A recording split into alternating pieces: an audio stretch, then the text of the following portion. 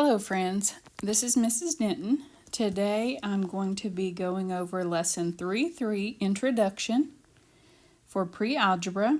Grab you some notebook paper. Let's take some notes, get started here. We're going to talk about proportional relationships with direct variation. And the following lesson, Lesson 3.3, will continue to talk about direct variations. So today's lesson is basically an introduction to some of the concepts that we're going to talk about in the next lesson as well. Proportions and proportional relationships. If two ratios are proportional, it means that we multiply both numbers in one ratio by the same number to get the second ratio. Proportional relationships work much the same way as linear equations. You multiply every x value by the same number to get all of the y values.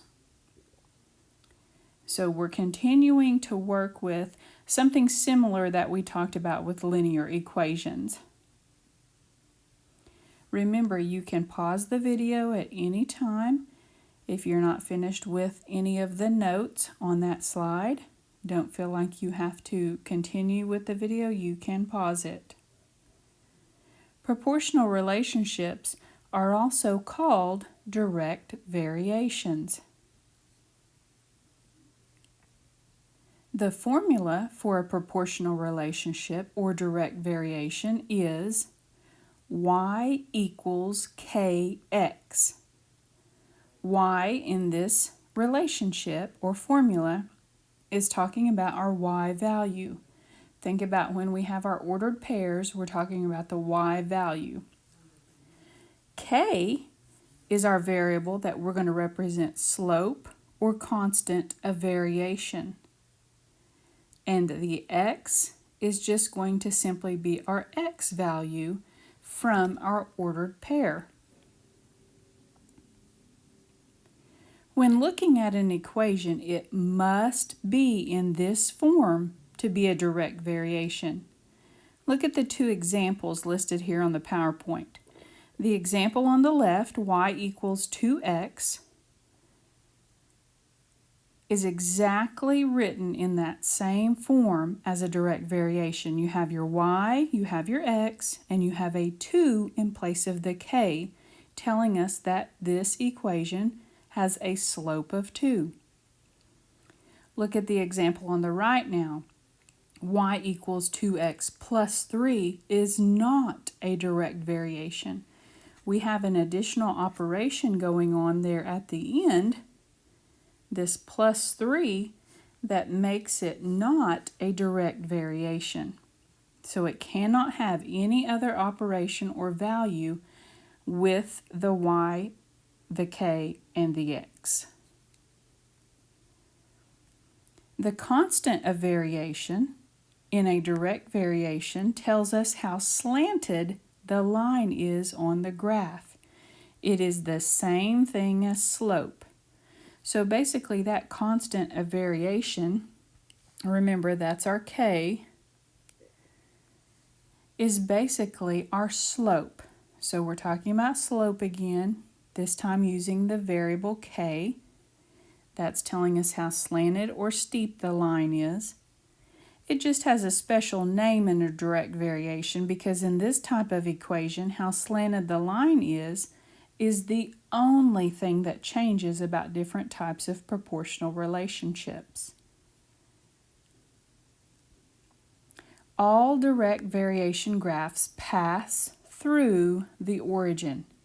So that's something very important to remember. All direct variation graphs are linear. And like we talked about previously, that means they form a straight line. So two major concepts that you have to remember that associate a direct variation graph. They pass through the origin and they are linear. What changes is how slanted the lines are and whether they are slanted in a direction that gives a negative slope. Looking at the graph on the left, there are 6 lines graphed there. I'm sorry, there's just 5, A, B, C, D, and E. I was looking at the x-axis, sorry. Which lines to the left have a positive constant of variation? So we're looking for a positive. Remember, if it's positive, it's increasing from left to right as we read it on the graph. So if I'm looking for a line that is going up or increasing from left to right, there are a couple here that are increasing. Lines B and D are both positive slopes, so they have a positive constant of variation. Which lines have a negative constant of variation? Okay, with negative, we're looking for decreasing or dropping from left to right. Lines A, D, and E are all going down from left to right. Notice every one of these is a direct variation because it passes through the origin, and they all form straight lines. Okay, let's practice identifying some proportional relationships. Do the following graphs show a direct variation? Write yes or no below the graph.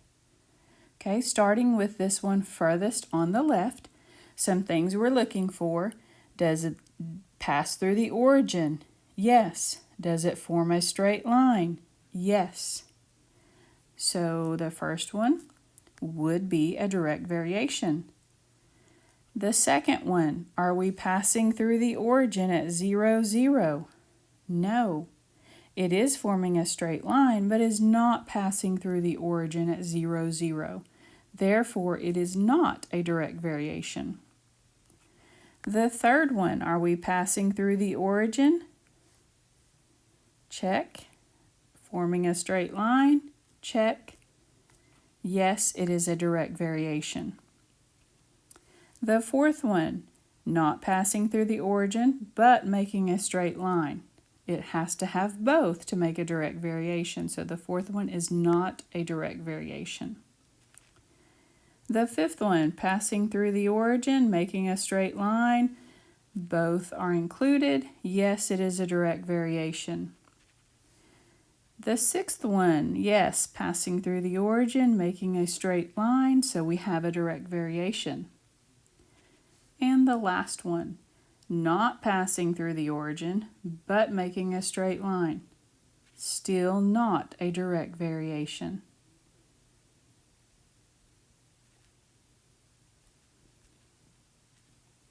Okay, now when we're asked to graph a proportional relationship, we need to follow some certain steps here. So to graph a direct variation without making a function table, we can use the following steps. Step 1, plot a point at the origin, that's at 0, 0. Step 2, make a fraction out of the constant of variation if it is not already one. Remember, that's our k in this direct variation. So we would have y equals kx. Step 3, use the fraction as the slope to plot additional points on the graph. The top number tells you how far to go up or down. So if it's a positive, we're moving up, negative, we're moving down. And the bottom number tells you how far to go to the right. Step 4, extend the line in the opposite direction using a ruler or straight edge. So if you follow these 4 steps, you should be able to graph a proportional relationship or direct variation. Let's try. For each direct variation below, follow the steps above to graph the proportional relationship. Okay, we have y equals negative 4/3 x. So think about our constant of variation is basically our slope, -4/3. So if we're looking at -4/3 as a slope, it means down 4 units and right 3 units.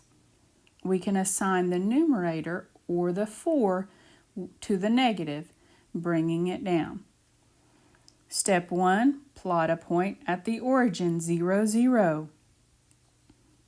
Step 2, move or count down your slope. Your slope is already a fraction, so we don't have to turn it into a fraction. -4 tells us we count down 4 units. +3 tells us we're going to count over 3 units. Plot our next point. Now we need at least 2 points to make a straight line. We can continue to go if we would rather. Down 4 over 3. Plot another point. The last step is to extend the line in opposite directions. Make sure you have arrows at both ends. And we've just graphed this direct variation or proportional relationship. Okay, here's another one, y equals 3x. Okay, let's look at our slope or constant of variation.